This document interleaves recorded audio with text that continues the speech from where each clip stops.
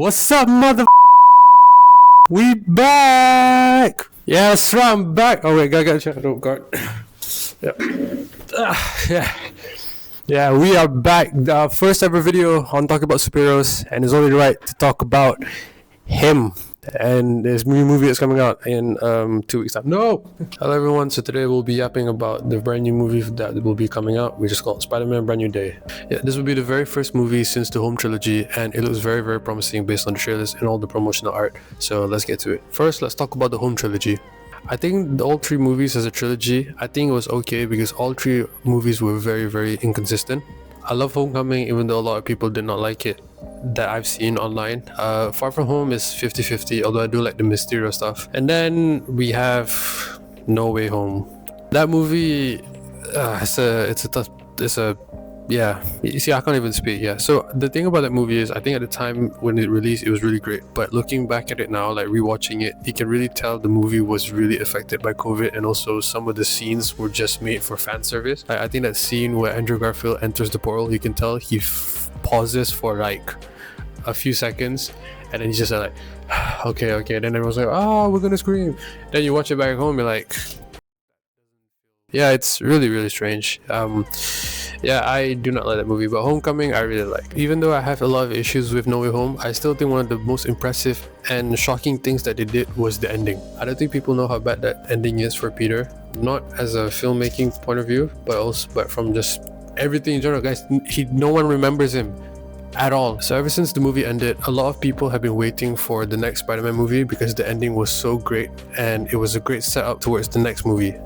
And after 4 years of waiting, in 2025 at CinemaCon, Sony announced that the new movie for Spider-Man will be releasing, and it was called Spider-Man Brand New Day, releasing on 31st of July. This got many fans excited because the title is called Brand New Day. It's based on a comic released in 2008, and it's about Peter living a new life where he is single, broke, alone, and nobody remembers him.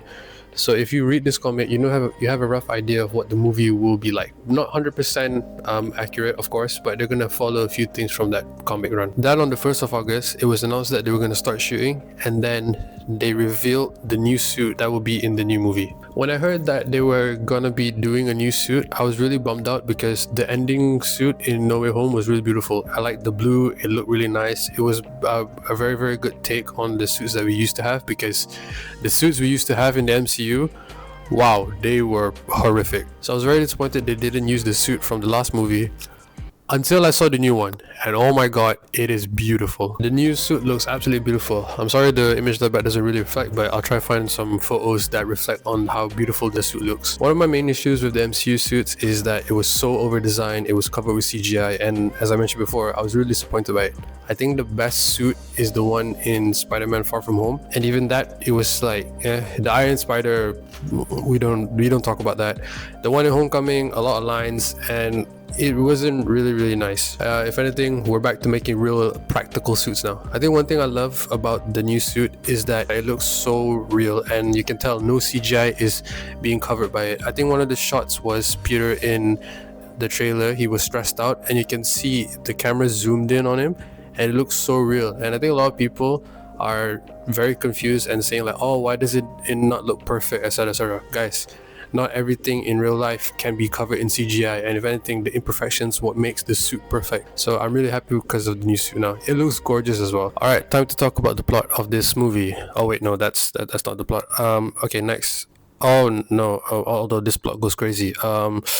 No, there it is. So the film will follow Peter Parker, who after the events of No Way Home is all on his own. Peter continues to protect New York City from everyday threats while also trying to balance his everyday life. However, trying to stop a new powerful threat, Peter is also going through a potentially dangerous evolution that could change his life forever. So the plot sounds cool, and I'm very up for it. I think it's really cool, but I think one thing I want to focus on is that dangerous evolution line. In the trailers, we see Peter's eyes turn into black, and also he has webs now now coming out of his wrist, just like Toby's, which I think is pretty cool. Now, I've tried to understand what is going on, and I still have no idea. So my first theory is that this movie will be like Spider-Man 2, but a bit different. In that movie, we see Toby's Peter slowly losing his powers, and at one point, he gives up being Spider-Man, and he lives a happy life for a while. And I think for Tom's Spider-Man, he becomes Spider-Man too many times as an escape route from his depression and like the things he's going on. I think he becomes Spider-Man too much to a point where his body gives up on him, and then he starts mutating or starts evolving into something very, very dangerous. So basically for Tom, the more he becomes Spider-Man, the worse it will be for him.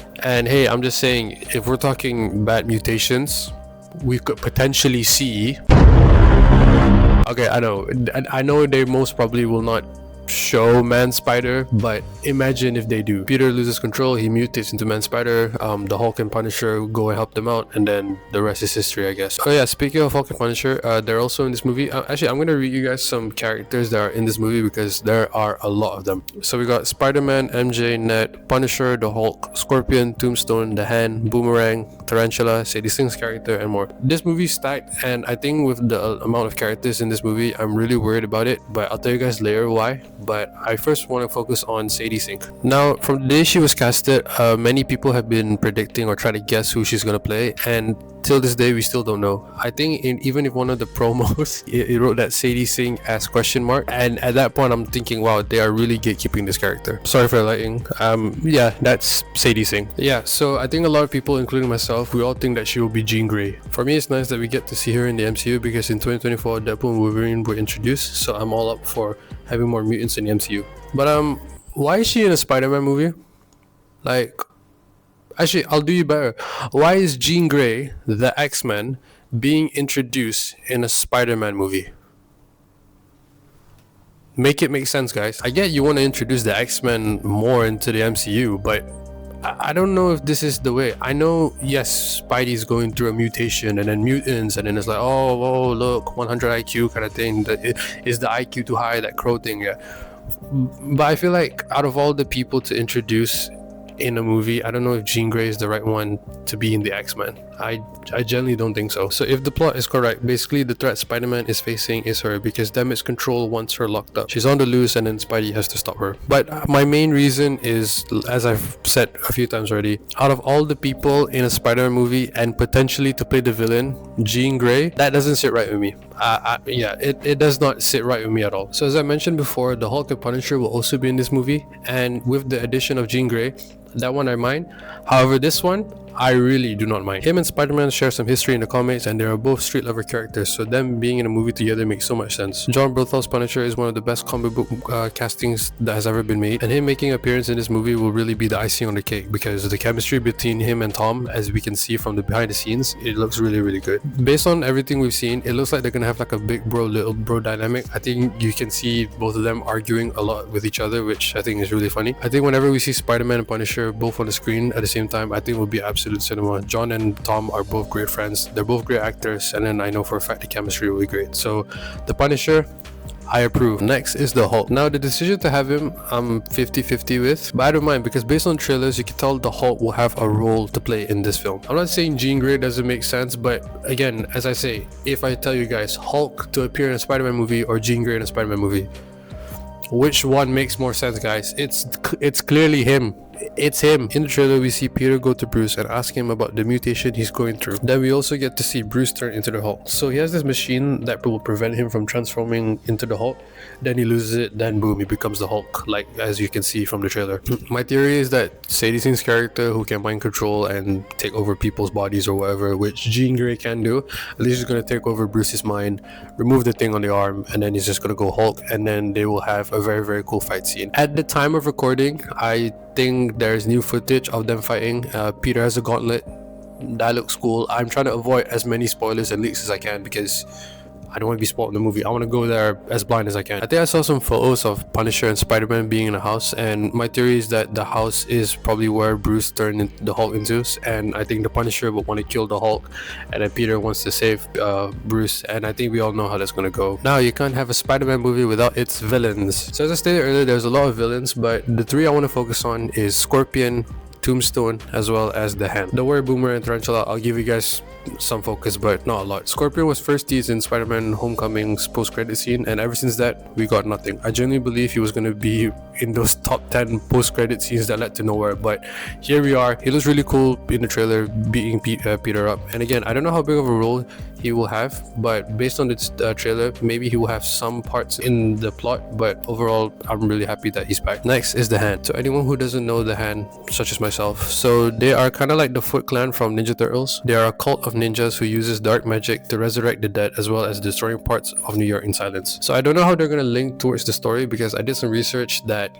they are linked with Daredevil and Wolverine, so they're somewhat street level, so I think it kind of makes sense that they're in the movie, but I'm not so sure. I don't remember the Hand being one of Spider-Man's rogues, whatever, but it's an interesting choice, I guess, for a plot point. The fight scenes we see in the trailers are very, very good, especially the second one where he just webs everyone in the prison, and that looks...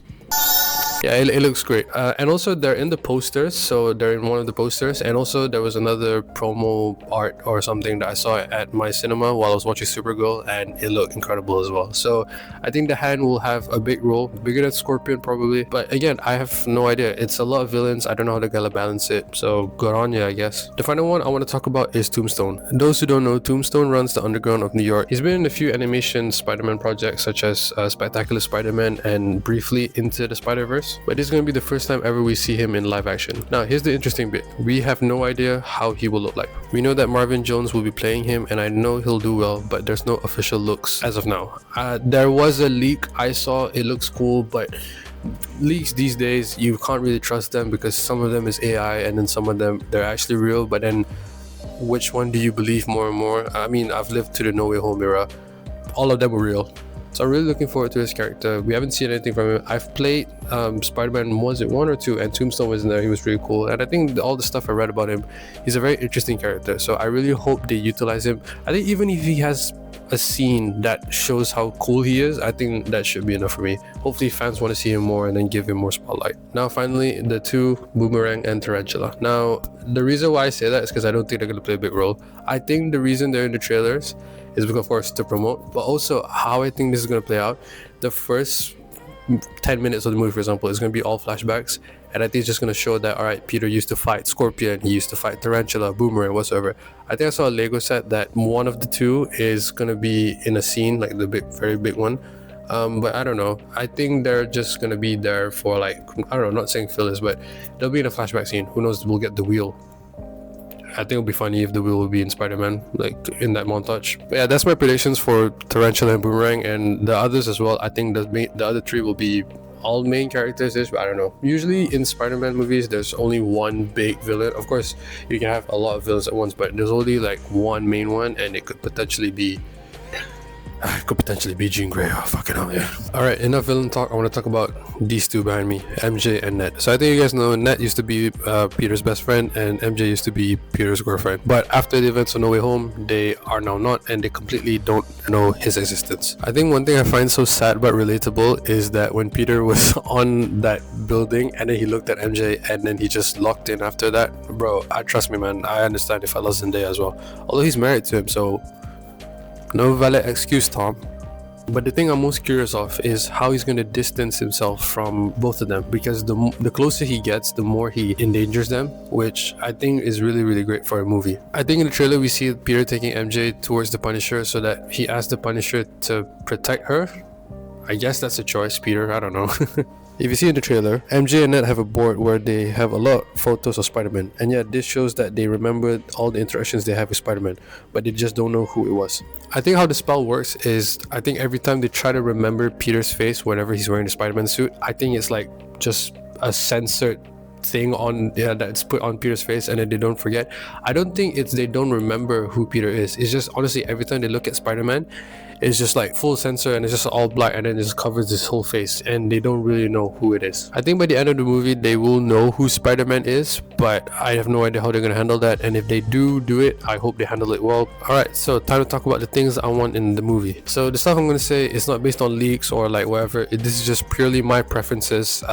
You cannot like them, which is totally fine, but this is all the things I just want. So the very first thing I want is Daredevil to be in this movie. We saw him in No Way Home being Peter's lawyer, and spoiler alert for Daredevil Born Again season 2, Matt is in prison, and based on the trailer, you can see the Hand is in prison, and the Hand links to Daredevil, and then Peter's in the prison, they're fighting the Hand.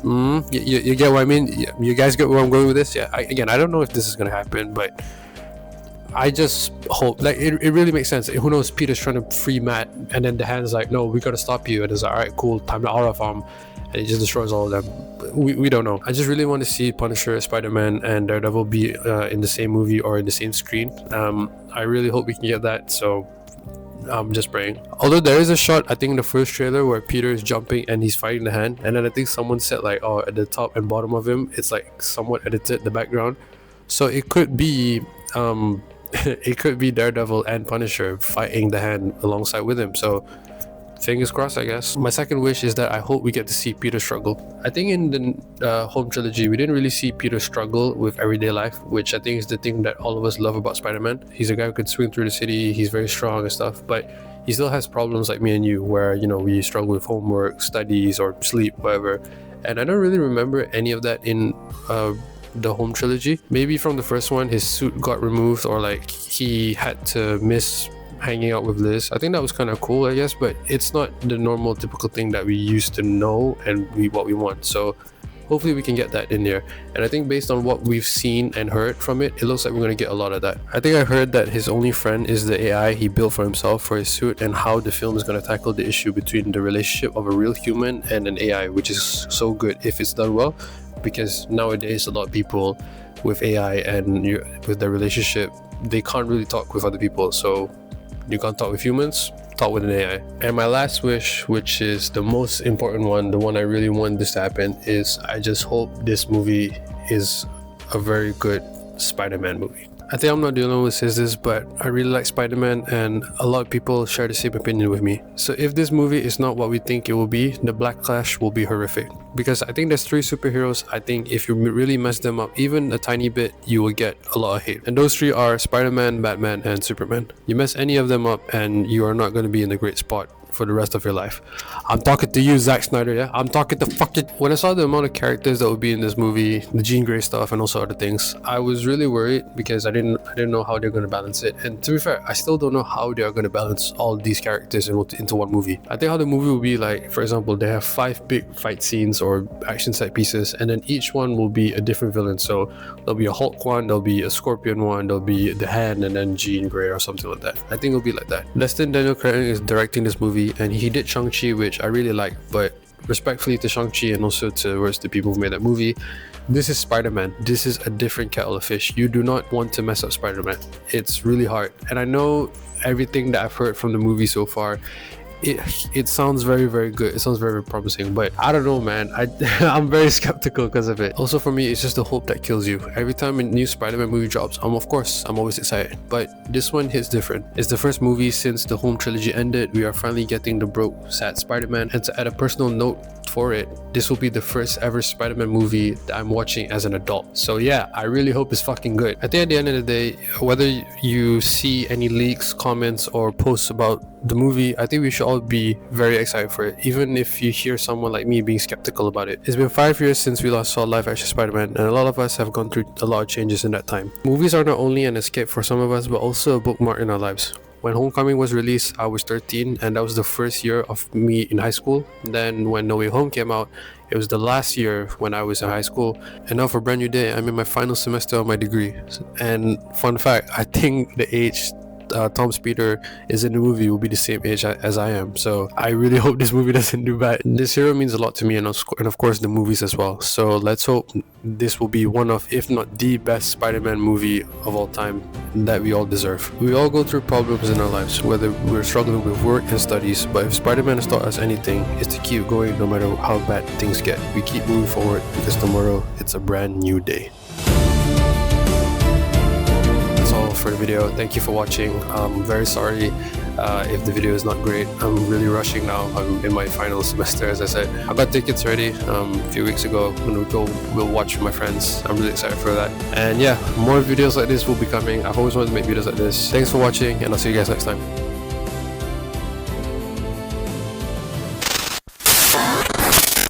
Okay, so I was yesterday editing the video. I'm almost done with the video. I just want to put this in the video at the end because it's very important. Bro. Obviously, like, it was yesterday, right? But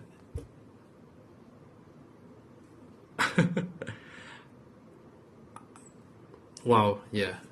So yeah, thanks Marvel. Now the algorithm will be focused on Doomsday and no one will watch my Spider-Man trailer.